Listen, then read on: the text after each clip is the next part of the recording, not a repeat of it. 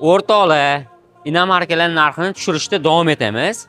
Cherry Tiggo 7 Pro 2022-yil 85 ming yurgan. Narxini taxmin qilib turing. Taxmin qilganingizdan ham pastroq narx aytadigan bo'lsak, like bosib, poddashka qilib qo'yasiz.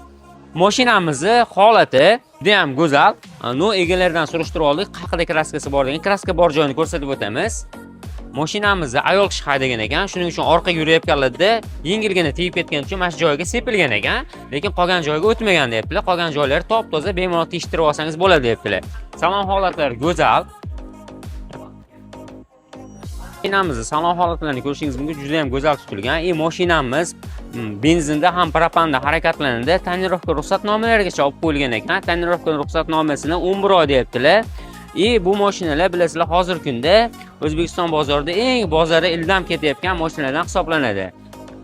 Bu Cherry avtomobilimizni salon holatlaridagi o'sha ko'rishingiz mumkin, ko'jalar bilan qoplangan, orqada o'tirganlar uchun deflektorlar qo'yib qo'yilgan, 12 voltli zaryadnilargacha qo'yilgan. Bundan tashqari o'rindiqlarning isitish tizimiga alohida e'tibor berilgan, ya'ni orqa o'rindiqlarda ham isitish tizimlari mavjud. Bu yerdan o'zgartirsangiz bo'ladi. Ayol kishi haydagandan keyin qarab mingan lopi, chiroyli minilgan. Panorama tomlari bor. Bilasizlar, Cherrylarni narxi hozirgi kunda sal yurib qoldi. Sababi O'zbekiston bozorida eng hadovoy mashinalardan biriga aylanyapti. Sababi crossover tipidagi avtomobil, o'lchamlari juda ham katta, yoqimli ko'rinishga, dizaynga ega.